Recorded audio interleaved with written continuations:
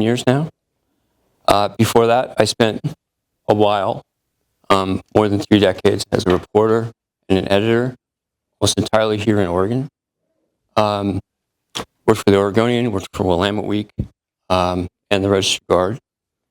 And I had a great awakening when I was still working for the Register Guard in the early 90s about data. I'll talk about that as we go. What I'm going to talk about today I don't have a clicker, so I'm going to have to be doing this, is a condensation of what I do in a 10-week course, right? So there's a lot left out. No midterms, right? So I'm really going to focus on concepts, practices, strategies, and try to do a couple of demonstrations if I can. It's always a tricky moving back and forth between one app and another as we go, but I'm going to try it. My students have learned to suppress laughter when they see me try to show a spreadsheet up on the screen, hit a key, and watch it disappear completely. So, all thumbs when I'm up here. What we're not going to be doing today, that's the good news. That's what we're going to be doing. What we're not doing today is doing any kind of training when it comes to how to use a spreadsheet, how to download data, how to set up charts and graphs and so on. That's really intensive and takes a lot of time, and within 45 minutes. Plus, people come in with a different degree of experience with Excel. How many people have experience with Excel? All right. How many people have used it to calculate, to analyze, to build charts? Great. Okay, so a lot of you are way ahead on this. This is great. So this, for some of you, this might going to be a review, but I'm trying to frame it in the concepts and the sort of the philosophies that I picked up on along the ways. Some of this, what they say in JAWS, we need a bigger boat. We need a bigger screen. Some of this is going to be off the screen, so hopefully that won't affect what we're going to see too much. So the best thing I learned about data journalism was the power that it offers. Our life now is all zeros and ones, right? But what happens with the pursuit of data journalism is we're able to eventually find stories that are hidden in the zeros and ones. Stories that other people may know but aren't talking about. Stories that people want to talk about but can't get to. So not only are there hidden stories in the data we work with, but there's also facts, information, insights, truths that are oftentimes buried in columns and rows of numbers. But ultimately, what we're after is human stories. There's a lot of definitions of data journalism. Almost every book I pick up about data journalism starts off by saying, well, here's what data journalism is not. And as all of you remember from school, anytime you try to answer a question by saying what it's not, if you have a good teacher, the teacher's going to tell you, no, what is it? And this definition from the Bureau of Investigative Journalism, which is based in London, is about as concise and straightforward as I've been able to find. Right? Uses technology to access, analyze, and find stories in data, and then tell the stories of the people the data represents. In other words, many people, like me, fascinated by the numbers. We can sit there and crank through them all day. But what we forget often is that there are people out there whose lives are represented by the numbers. We'll talk about that a little bit as we go forward. There's two things that are always essential to keep in mind. Is that it can't just always be about the numbers. All right? It has to be about the people. Second thing I'll get to in a second. Why? Why do we do it? If you've ever been handed a press release with numbers and stats from the police, the city, and you want more, and they're saying, well, no, this is our story today. This is the way we're framing it. This is the way we're telling it. We are oftentimes constricted, limited by what somebody is going to volunteer to us. So we have to go after numbers. The why of it is because we're seeking truth and we're going past the conventional wisdom. We're going past what people perhaps are just handing to us and volunteering. That allows us to act independently. And the one thing that I've learned about journalists is that we are so oftentimes linked to or tied to what we want to make sure that the reader knows that people are saying things and we're tying the facts, attribution, essential and critical. But we don't trust our own expertise enough. And with data, if you learn it and you're using it, you can write with authority where you can attribute it to the data as opposed to the person who isn't going to tell you something. You always want to find the human story, and the other part that's always at the center of what we do, it increases our chances for accountability and for impact. So what are we looking for? We're looking for patterns. Not just a one-time thing, but a series of events that are trending and shifting. Thank you very much. Thank you, sir. All right, thanks. Appreciate it. Within a group of numbers, we want to understand what are the segments and the subdivisions. The groups within the group. We want to know what's the typical situation, or what's the average situation, so we can compare and contrast.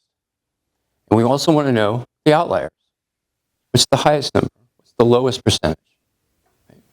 To see where the boundaries of our numbers are, our data show. One of the things that data can do is build timelines.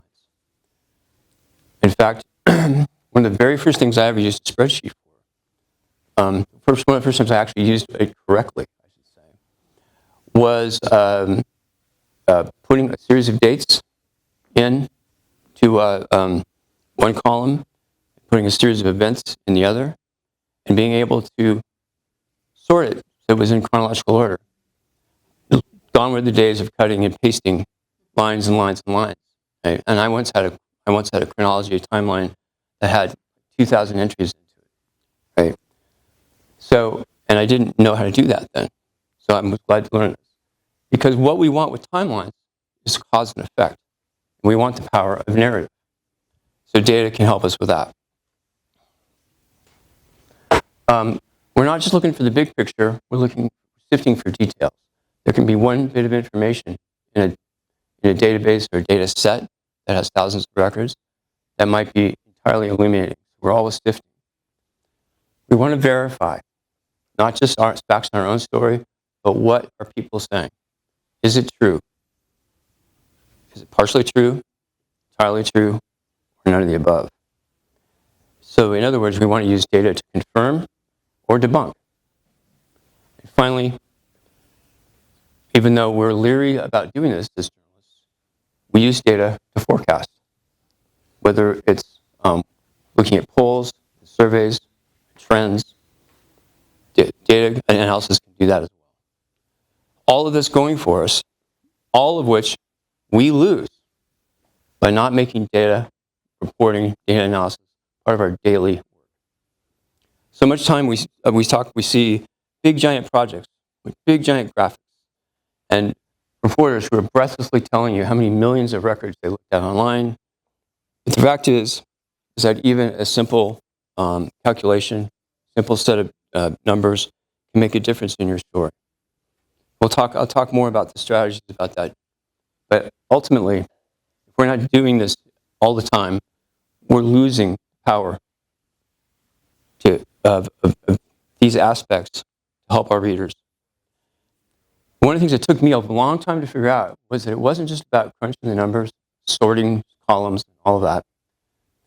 Is that ultimately, in addition to being about making your stories about people, even though we're in the most objective approach here of numbers, zeros, and ones, making our stories about people, and keeping in mind that most data, when we analyze it, isn't good for anybody, really, outside of the newsroom, unless you can visualize it. It took me a long time to figure that out, right? We need to be able to show readers what it is we've found. Paragraphs after paragraphs talking about percentages, numbers, and scales is not going to help. Because if data journalism helps the audience see what is otherwise hidden.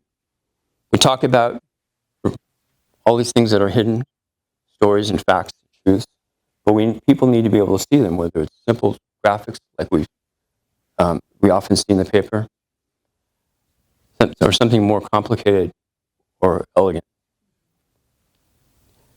So without the visualizations, right, we're not home. And I said before, they can be pretty straightforward, or they can be much more complicated. And what I learned, and I'll talk more about this, is keep it simple, go slow, right?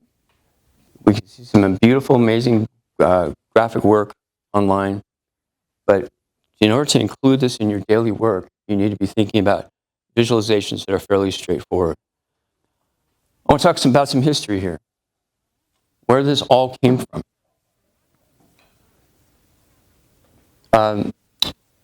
In 1967, the city of Detroit exploded in riots.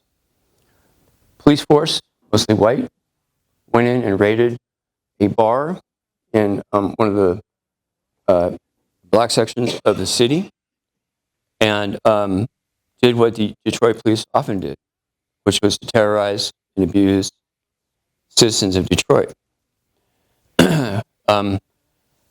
Something sparked a riot, a fight, and for a few days, the city of Detroit was under siege. Now, this wasn't the first time a major city had been under siege.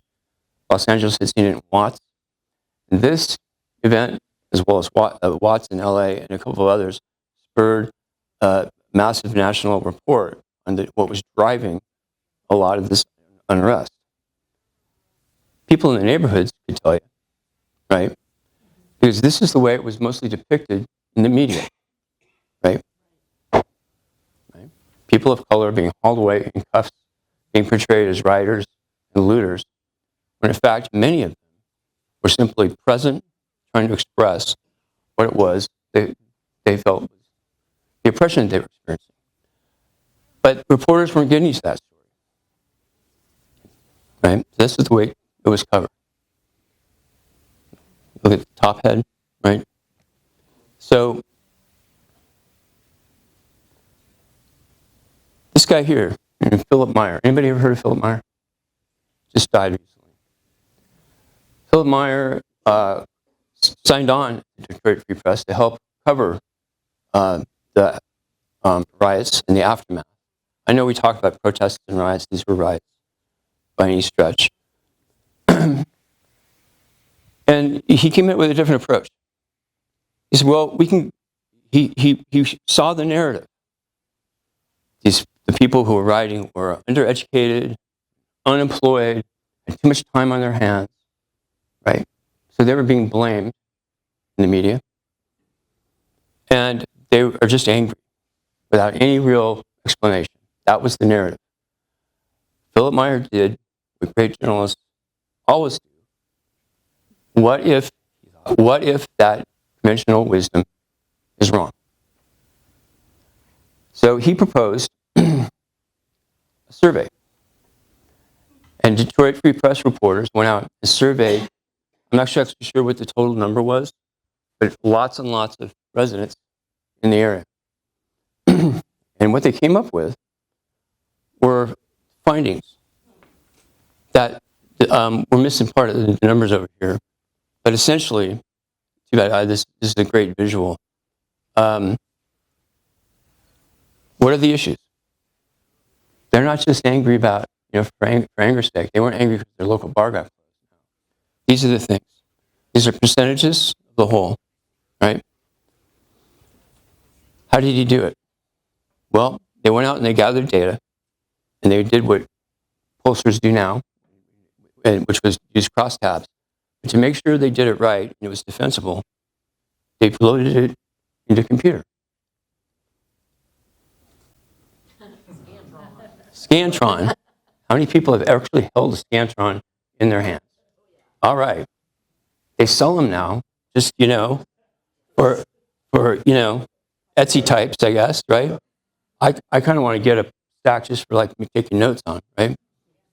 But for those of you who aren't familiar with it, Scantrons, these are holes that are punched into the card, and the card is fed through a computer, and the light shines through the holes, and essentially every card is a command or is a piece of data, right?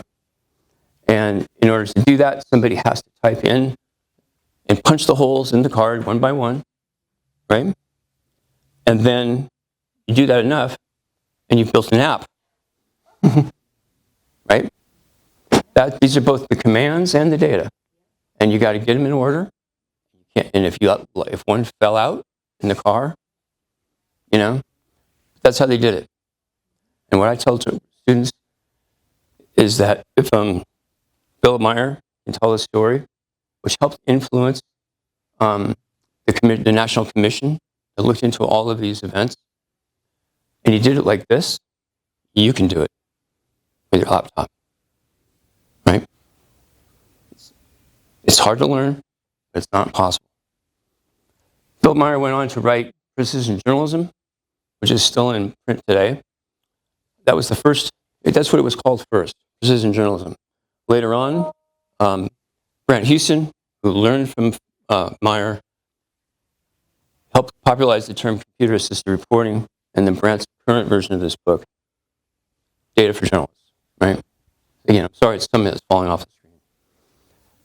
Now, some basics. Again, some of you may already know this, but I want to lay the foundation here. There are terms that matter. Oftentimes, when we have data, we have it in a list. But just a simple column, one line of information, isn't necessarily going to reveal very much. So we build out. It's called an array or a data set. And you can start with any set of information and then add on, right? This is how old each person is, and this is how we're identifying them in this particular analysis. Now, when I first got it wasn't an Excel program. It was something even more. It was earlier than that. I thought, this is great. I got this grid. This is really cool. So I was doing campaign finance, and I thought, oh, this would be great for analysis. And I kid you not, I typed in every single name, and then cut and pasted it into alphabetical order. I looked at all the numbers, got a calculator, added them up, typed them in, because I didn't know what a spreadsheet could do.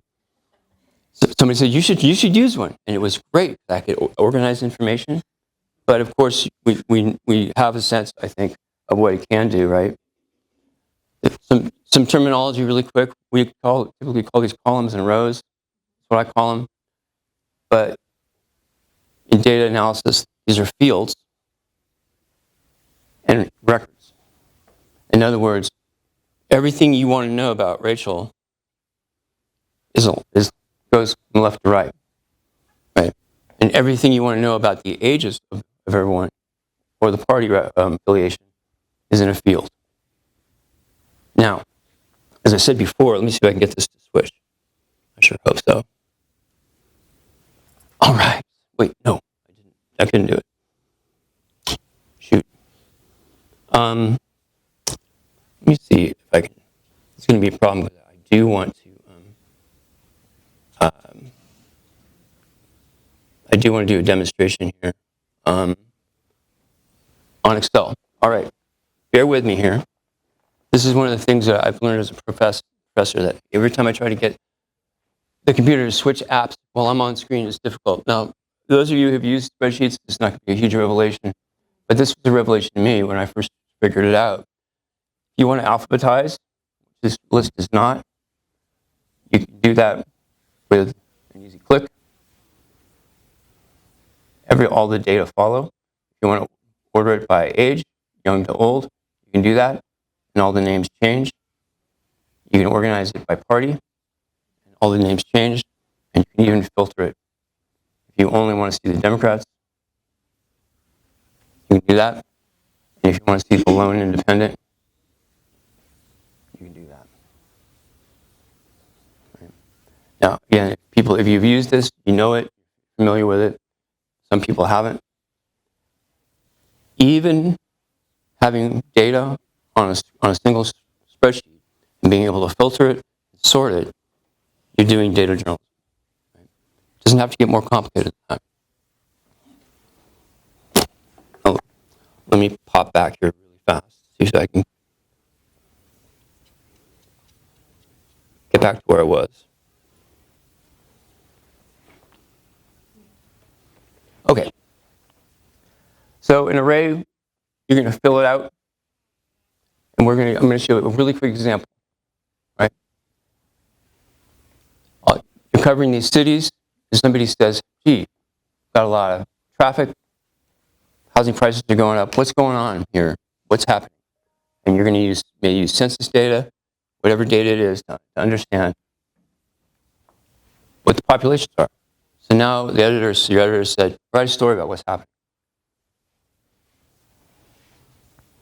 A lot of folks who aren't familiar with data can figure this out, but not quite know how to express it.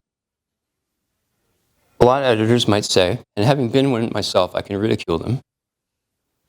Well, leads to Smithville still is the biggest town. And you'll think, okay, well, could have said that last year, probably say it next year. Where's the news? Right? Now, with a small set like this, we can probably eyeball the news. But if you imagine that there are 1,000 records and perhaps 10 or 20 fields, it's not going to be so easy to do that.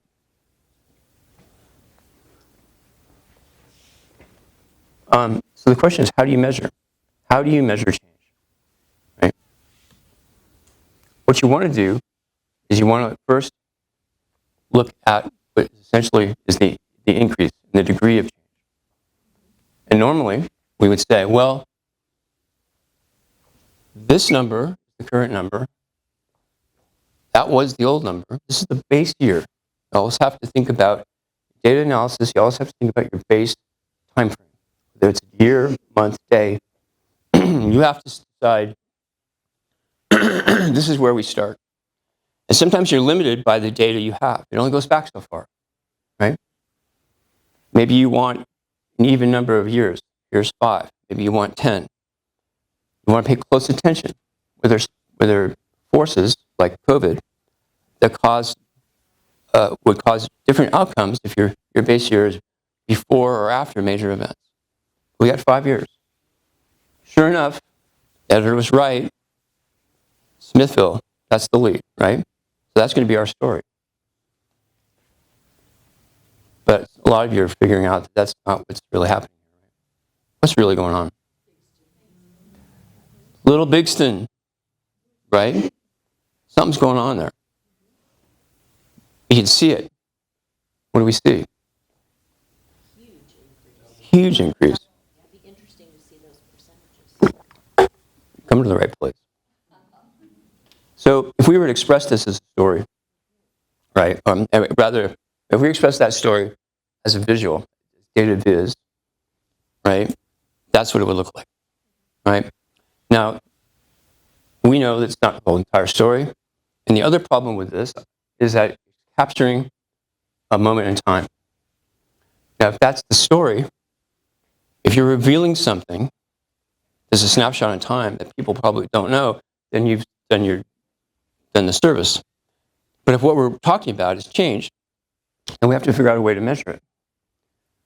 And the number one way in data journalism and data analysis to measure change is percentage change. It's essential.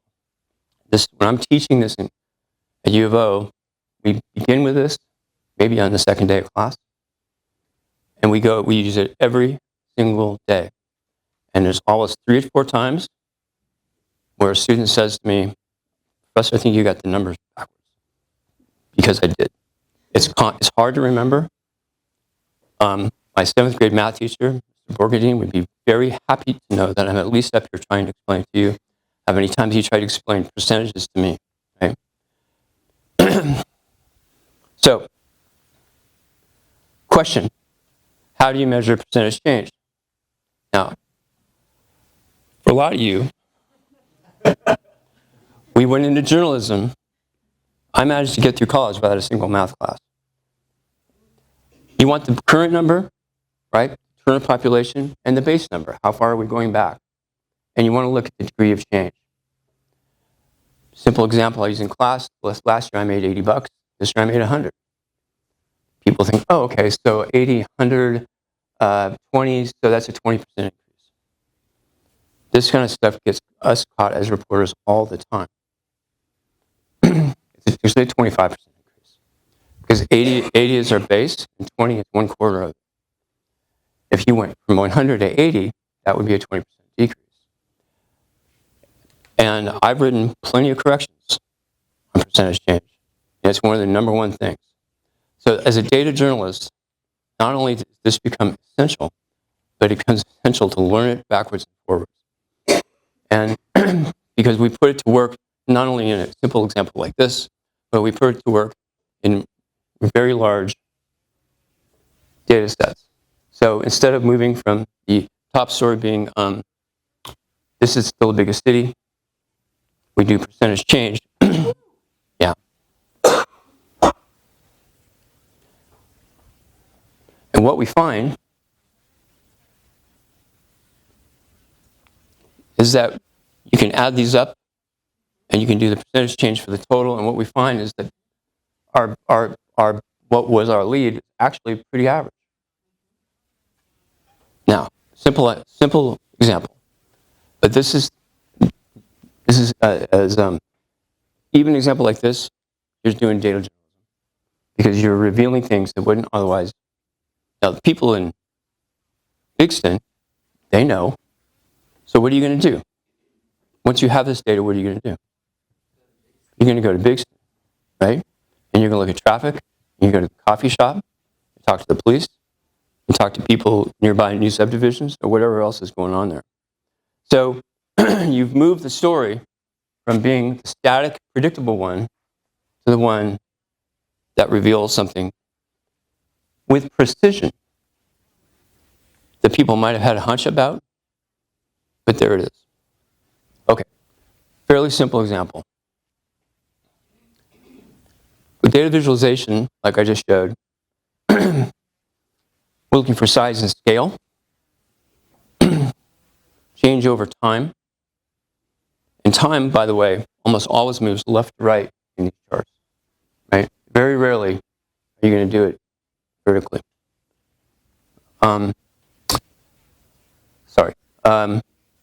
Share of the whole, and the differences between the various groups, oftentimes as they shift over time. But data viz has some basic guidelines and some basic rules. And there are two really smart thinkers about this over time. Tufte and Cairo are their names. And these two gentlemen have thought lots, long and hard, about how best, not just to display information visually, but how to think about it. Fundamentally, you have to be truthful. You have to be truthful. You can't suddenly change the parameters of the visualization, like if you are using a, say, a line graph. You can't suddenly start at 80 to make it look like it's much bigger change than it really is, unless you can explain it to the readers or the audience, you can show it to the audience, right?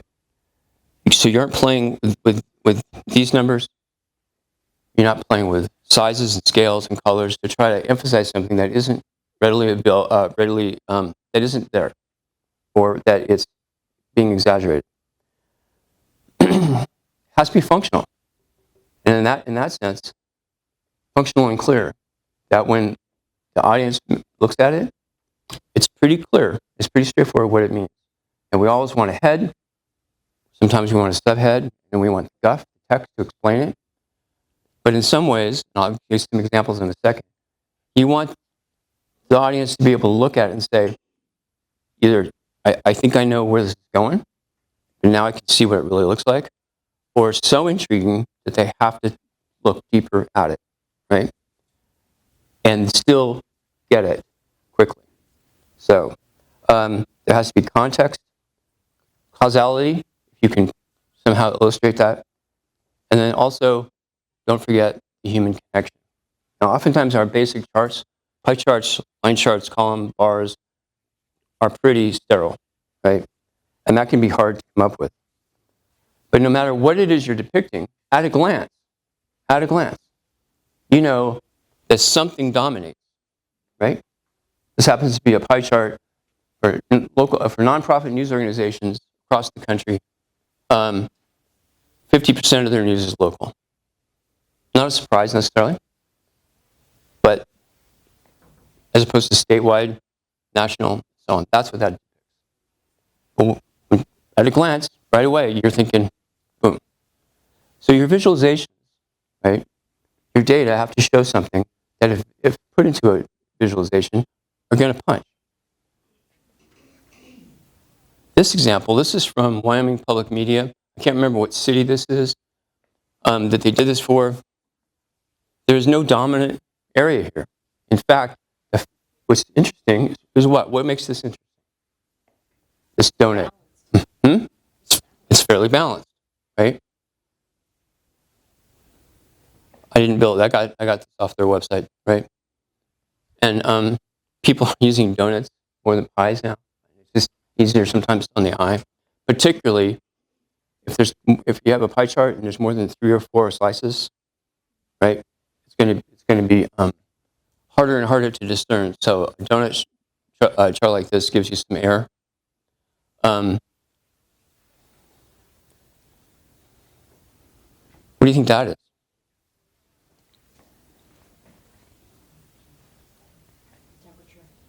Temperatures. Yeah. And while we now know this inherently, we've learned it, and we keep hearing about it all the time. What this visualization does is it shows exactly where, exactly how hot. Now there was a head, subhead, and guff that went with this, and sources and all that, and some description of how it was put together. But this is a combination of something that's both familiar and now increasingly intuitive. We're not surprised by this, but now at a glance we can really see it, feel it. Right? Same with that one. We all know that story. All right? This is not by state. Oftentimes you see entire by congressional district. I think. No, you're right. Counties. You're right. This is a county. Thank you. All right. So this is by counties. All right. And it when you have big blocks of blue that go all the way over here, we know it's not blue all the way over there. Right? So this, at a glance, you're saying, I think I feel familiar with this, and yet still providing something entirely new.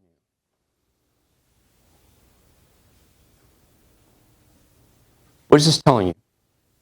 Just at a glance. State tax rate. State tax rates? Well, these places are different than the middle, but so are these. All right?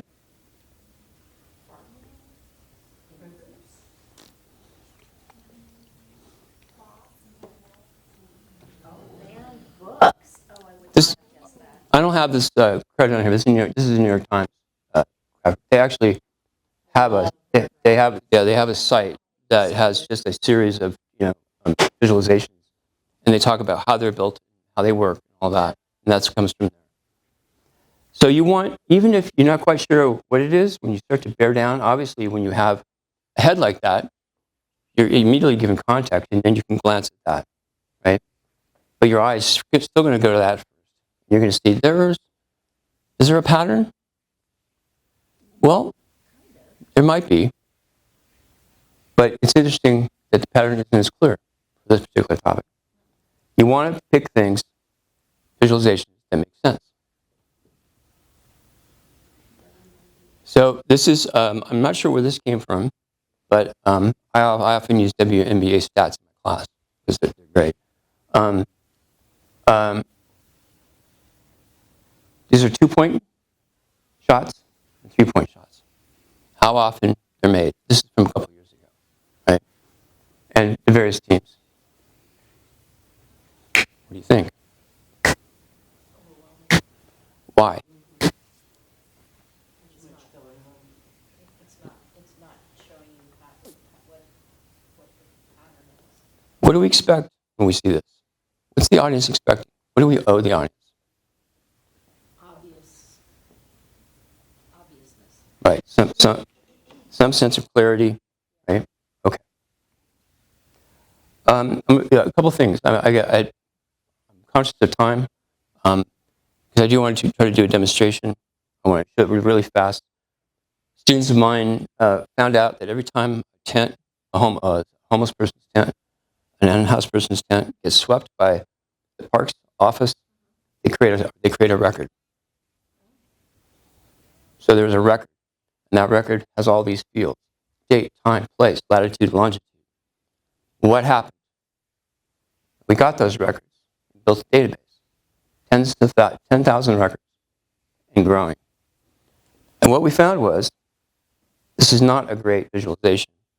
This probably should be all one long continuous line. Each line is a different year. And this during COVID, these are years prior to COVID, and you could see seasonally the number they would clear tents in the summertime. But when COVID hit, they basically stopped, and they said CDC says we shouldn't be clearing homeless tents, right, or homeless camps, because if we to force people into shelters would expose them. So we're not doing that. No, really, we're not clearing camps. Really, no, we aren't doing that. Nope, not doing it. We got these numbers and realized they were lying. Not mistaken, flat out lying. This, by the way, if you remember year 2000, those were the wildfires that basically shut the state down. All right. One more thing, another student went back a couple years later and looked at this. The law says you have to give people 72-hour notice. The city of Eugene was only giving some people 2 hours. So in 18, 19, 20, 21, when the law actually changed, said you now have to give 72 hours. The red indicates how many times they were giving people only 2 hours. This was and in 2022, you can see how many of these were now only 2 hours. All right. So, at a glance. All right. I want to try to do a really quick example because I know we're pressed for time. We're out at 11, right? All right. Let's see if I can do this really quick. 11:15. Oh man, more legroom. Great. All right. I try to think of an idea or a topic that almost everybody can relate to. Everybody has a community college probably in their readership area. And this is a snapshot of 23, 24 enrollment for these community colleges, right? Now, that's just the numbers.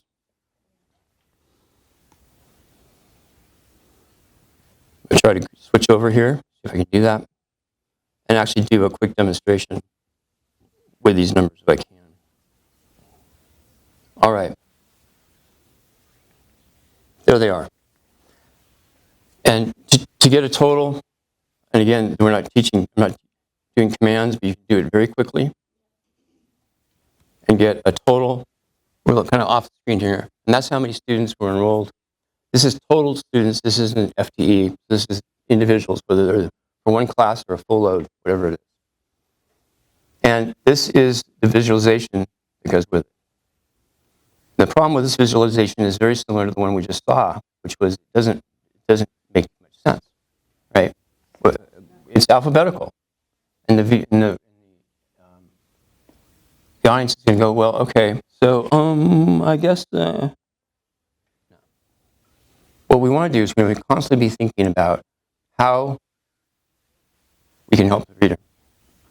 And with one quick click, now that visualization now switches over. All right? Now, what's one of the biggest issues with community colleges right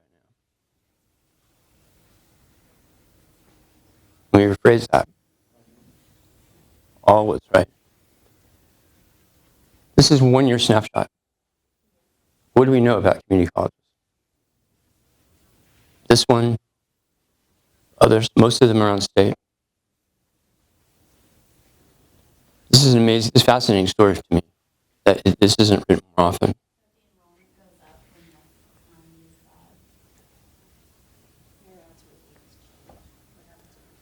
These are totals, right? These are totals. So that you'll recognize this number. This is the number. All right, we can eyeball that, right? One line of data. We can eyeball that. So when we bring our data visualization in, there it is. Okay? We can see COVID, right? So in this case, while the economy does often drive enrollment, in this case, you can blame COVID, but something else was already going on. It was already declining, right? So there's a couple stories here. What are the possible? And by the way, let me show you really quick another way to depict this if I can. There's always different ways to go. Do it like that, or you could do just a simple line. I prefer myself columns. Right. So what's the possible stories here?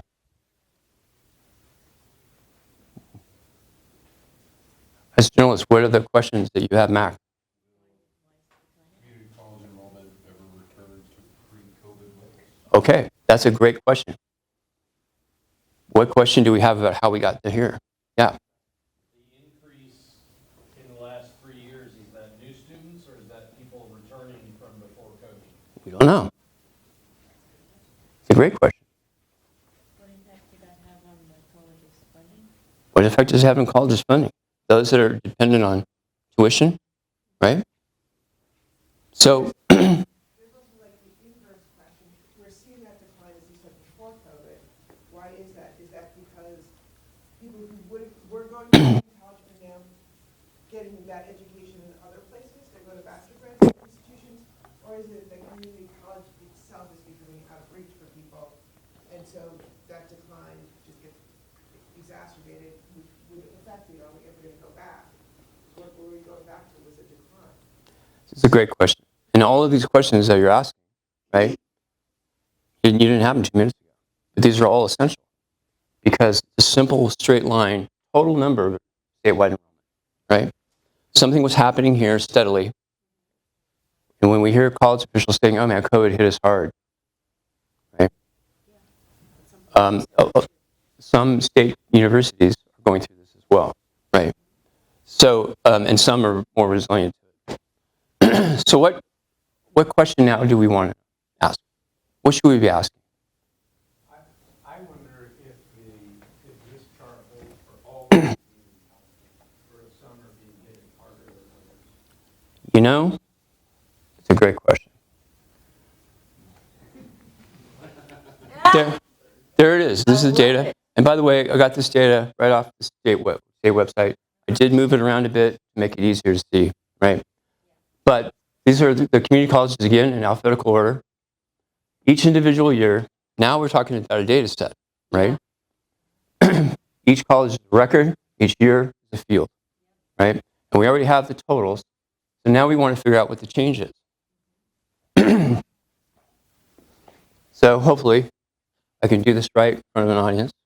Well, first thing I want to know is what's the change from this base year to the most recent year.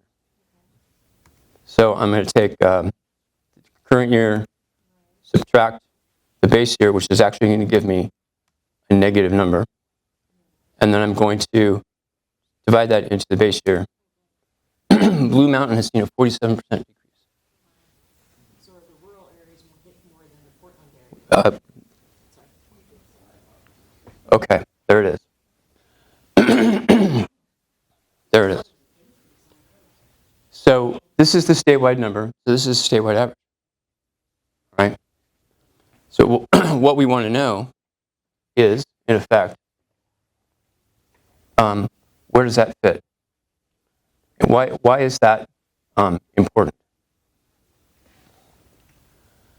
I just sorted this by gain to loss.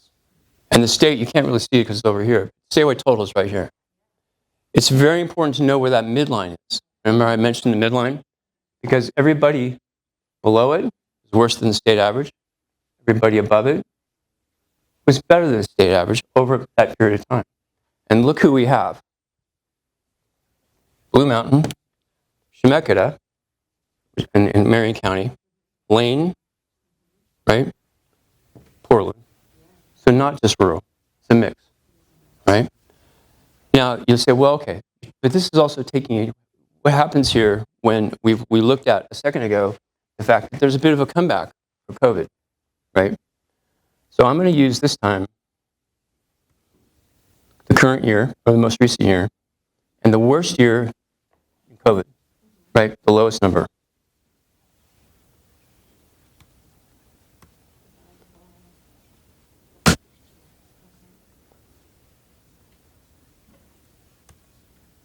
Now I'm going to sort it again, descending. So what we can see is that most schools have made progress since COVID, but 2 have not. Statewide average is 12. So most schools are beating the average, but which ones have not seen a recovery that beats the statewide average? 2 urban, 1 somewhat urban and suburban, rural, Lane, which is both as well. So there's a lot of questions to be asked about what is happening. Both, like, these schools really can't use COVID as an excuse because they stayed low and they were dropping anyway, pretty rapidly. These schools have figured something out since COVID, but only 3 have success stories.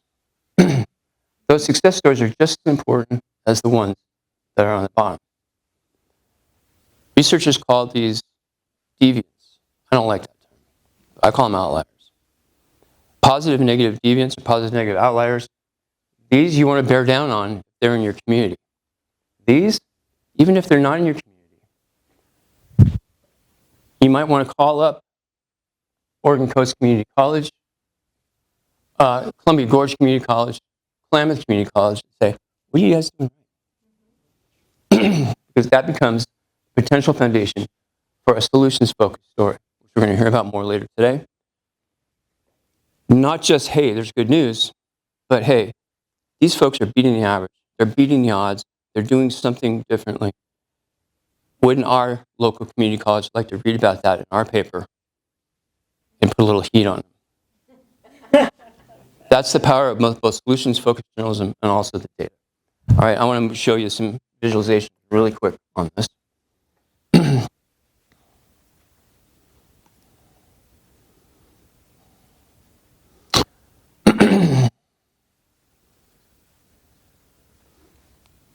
Hopefully it comes back. All right. So there is one way to depict the enrollment numbers, and another way, right? This is one way to depict, not the only way, to depict how much various schools have dropped. Now, I couldn't get the labels on there in time. It's really quite a mess. It would take quite a time to build those labels.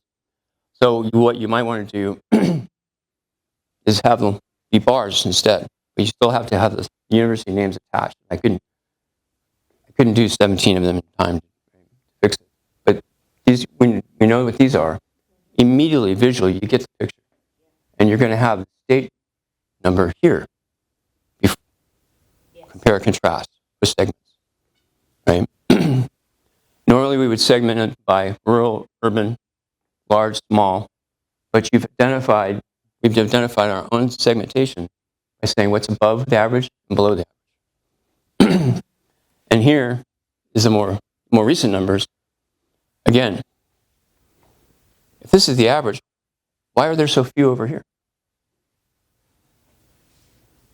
Shouldn't the average be right in the middle? Yeah, it's not median. It's the average, right? But shouldn't it be somewhere near the middle? Why is it not in the Because it's negative numbers versus positive. No, it's not. middle? No. There's only 2 that are still in the red. Because these are among the biggest schools. So they have all this weight in terms of numbers, right? These are probably probably half to 2/3 of the enrollment of all schools. And because they are struggling, the average is up over here. But all of these have stories to tell. Okay? So simple data set. Now, the same set of numbers, what else would you want to know? Yes? Well, I'm curious about the population growth in these areas or decline during this time. Okay. So what we would do, we would take these numbers and we would say, okay, among those schools that have seen where their areas had population increases, how do they look? What other variables might we add? Yeah. Change in leadership, or if you had a recent capital investment like a bond issue or state funding? Okay. Funding. New money, right? You might also want to just look at a simple, how much are they spending per capita? Odds are, schools that are bringing in fewer and fewer students to have the same sort of fixed costs are going to be spending more per capita. But it might be funding increases, it might be capital investment. What else might it be? Oh, I'd be interested in knowing, like, if there's been any change in the local employment situation. what is the employment rate relative to the statewide average? Yeah, and that can be another variable. Yes. Yeah. I just want to see this chart next to the chart for U of O and Oregon State. Like, also, I was curious if like this is outpacing.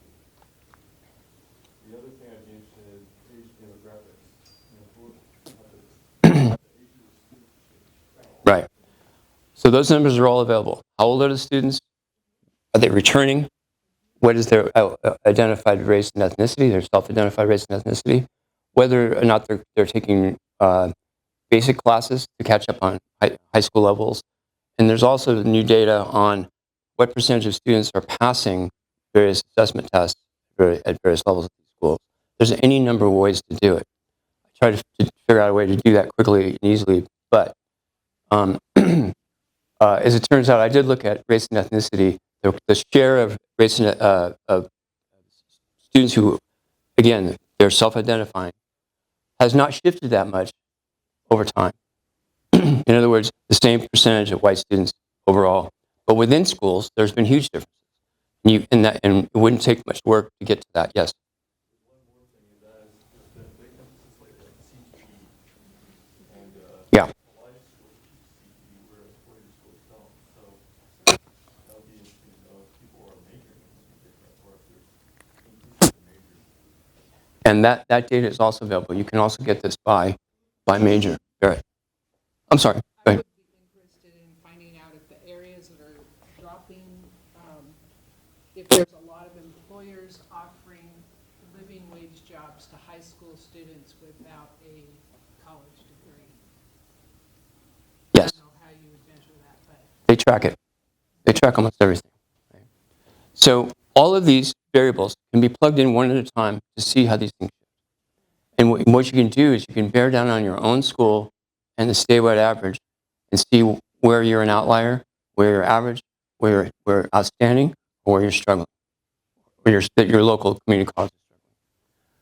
I want to go through this list really quick. I'm going to make available a link at some point that has access to a bunch of documents that will provide more information about this, more guidance, more background, links to sites that are really helpful on this. This is cribbed or condensed from a document. It's called 50 Tips in 50 Minutes. It was a conference session where in 1 hour they go through 50 story ideas. This is just some of them. These are all, most of these are data that you can get online or free. Some of these at the top are ones I consider doing today. School absenteeism, income inequality. All of this is, they're not always easy to find, but once you can find them, they are free. Student testing results, public employee salaries, love it. Government folks hate it, but we love it.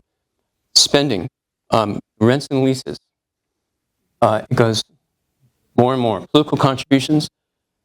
You can download a spreadsheets from the state that go all the way back for a politician's records, all the way back to the beginning of their registration, right? Turnout, one of the exercises I have students do is I have them analyze voter participation by county, and then we can do it by age, party, frequency of voting, and they're shocked to, and party, and they're shocked to find out that people of their age don't vote. But it's really quite amazing how far off people, Republicans over 65, they're voting. Nonpartisan or non-affiliated voters under 35, less than half. And it varies by county, and all this might be intuitive to us, but this is from a lot of readers, you can actually go precinct by precinct, city by city, whatever it is. All of that is available. The bottom line here is that the number of ideas and the data sets that are out there are plenty. But we want to build this into our beat work. We want to build this into our regular. We don't want to be asking editors, or as editors, we don't want our reporters asking, if I can only have 2 weeks, I know I'll have a just give me nothing else to do for 2 weeks. What we want to do is build into our beat work. So we are building toward larger stories, right? Larger visualizations. But even if we don't do those, our audience begins to expect that we're going to surprise them at a glance with things they didn't know because we looked beneath the surface, because we took the time to figure out how this all works. Some big takeaways: you have to have a data mindset. You have to go in asking about data. What do you keep? What do you track? How do you keep it? Where is it? So you're always seeking it. You're always thinking about it. And you have to make it central to your coverage. Not just when somebody releases a database, but understand if you're covering schools, what's available. The amount of data on Oregon Public Schools is astonishing, right? Also with colleges, also with universities. Some data are harder to find than others, but you have to take the time to learn. Those of you who already have spreadsheet experience, great. But there's also involving downloading and how to format. And there's what we always call dirty data, where something doesn't went in the wrong place and it screws everything up.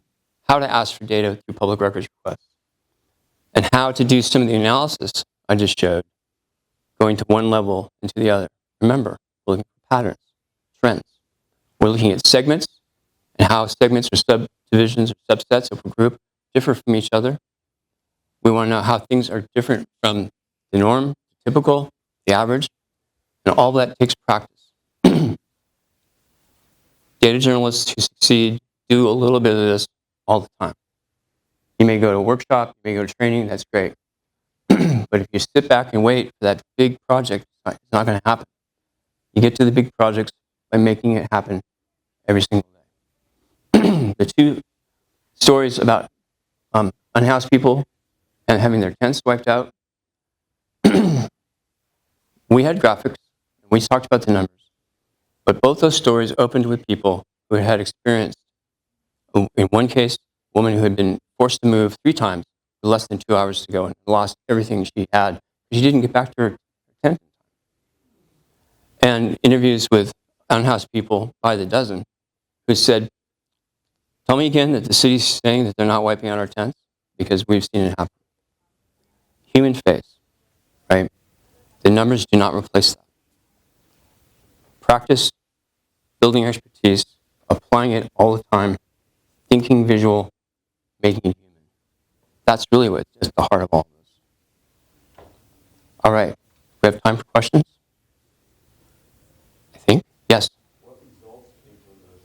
Did you see results from that, from the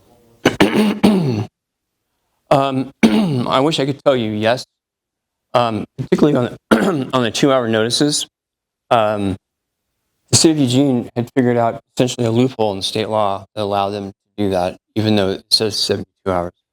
An organization that oftentimes represents the unhoused in Eugene sued the city and basically got nowhere because the loopholes, it turns out, the legislature left the loophole wide enough that the city was able to manipulate it.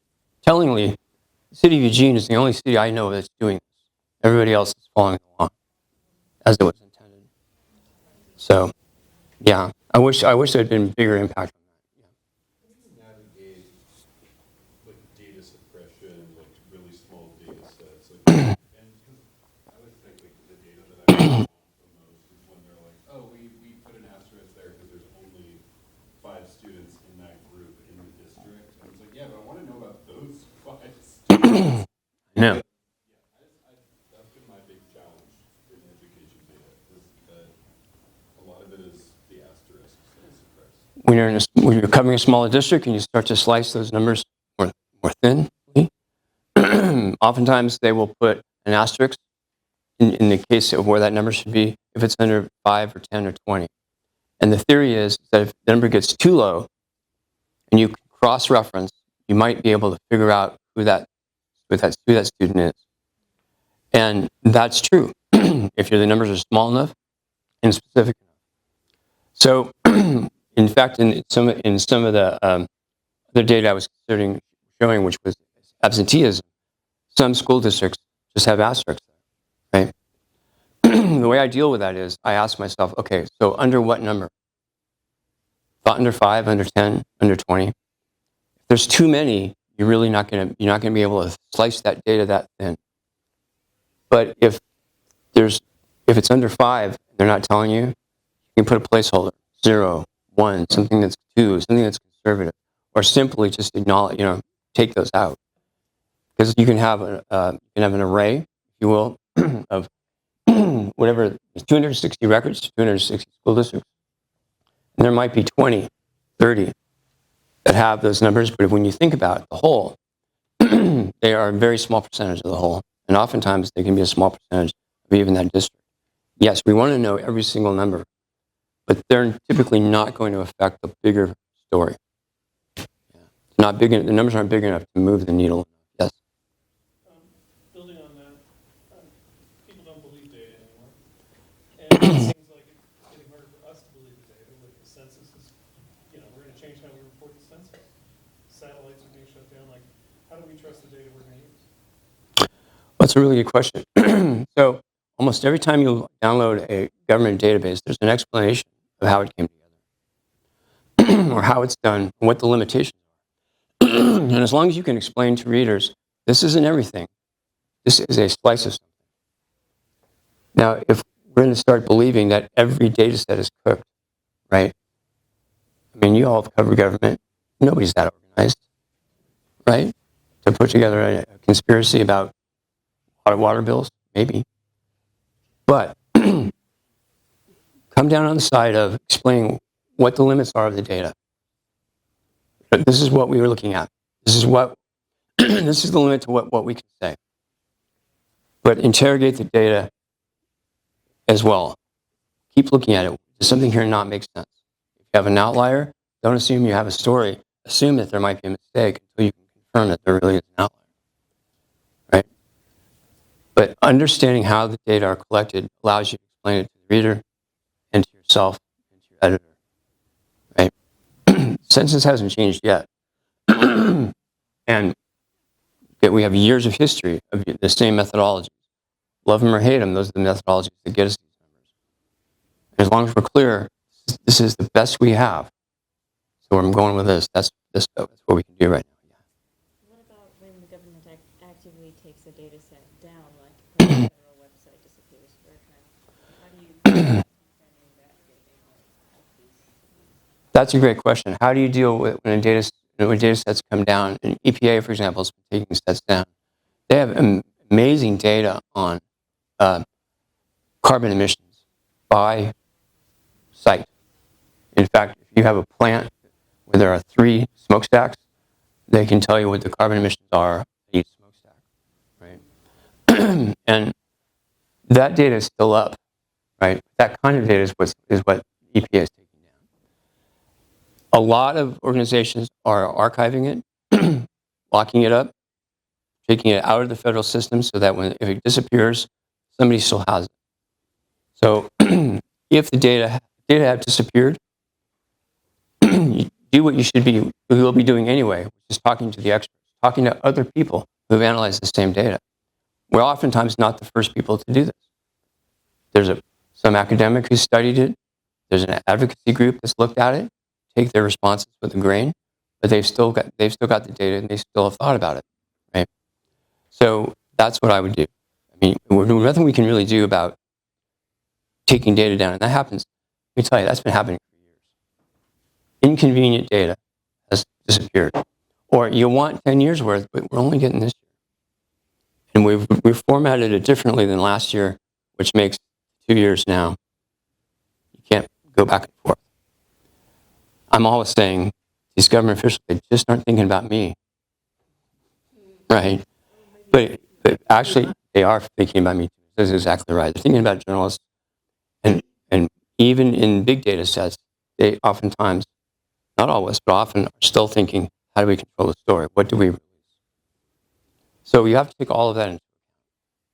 As enticing as these data analyses are, to be able to say big, sweeping things, ultimately we are saying very specific things based on very specifically drawn sets, no matter how many records, no matter how many fields. So, other questions? All right. Yes. Sure. You've been in sports for a long time. Have you noticed any tendency for public officials to be less? It just seems like less.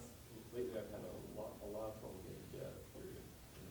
They just don't want to let. I don't know, it's just our region or privacy. It's like. Well, yeah, they can claim privacy. So a couple things. One is that's true. Anybody experience this thing about where PIOs, flacks, don't feel like they need to call you back so much anymore? Oh my God. Worse every day. So same thing with data. And oftentimes they'll say, oh, it's going to take a long time to compile that stuff. And one response is, you don't have to compile it. Just give me everything. Rather than having to write a routine and exclude some stuff, right? Just give me everything. But public records requests can make a difference. And I'll tell you something that I learned a long time ago, which is oftentimes researchers, nonprofit organizations, whether they're advocates or whether they're nonpartisan doing research, right? Commercial buyers of data get this data all the time. You'll go and you'll say, I want it. And say, no, you can't have it. But they've given some version of it to somebody else. File a public records request for every public records request that's been made for data from the agency you're reporting on, and find out how many were fulfilled, and then say, I want what they got. That's what you do. Now, that's not going to get everything, but it's going to break loose what they've already released. That's a good rule, by the way, for most records searches when they tell you no, but especially with data. The Oregon law requires agencies to produce the data as they keep it. Some agencies will say, well, if we create a spreadsheet, send it to you, then we've created a record, and the law says we don't have to create a record. No, every bit of data is the record. All the data are individual records. And whether they put it into a spreadsheet or however they give it to you, they're not creating a brand new record. They're simply, it's the same as like having a stack of paper documents. But some agencies, including our friends at the City of Eugene, continue to argue that simply downloading data, they don't have to do it. Even though law says it, the Attorney General's handbook on records says it. So there's still fights out there. But find out what they've already given out, what people have asked for, what they wanted, what they received. And if you can get them to call you back, talk to them. Make clear what it is you're trying to learn. People are always worried that we're up to something. We are, right? We're up to disclosure. But tell them that you're trying to understand it and try to bring them in as much as possible to help them understand what you need and see to what degree they're willing to help. Sometimes that works. Okay. Are we at 11? I don't know. Oh, yeah. Well, 5 minutes. I got 5 minutes from your lives extra. Listen, thank you. Great questions. I really appreciate it. Thank you.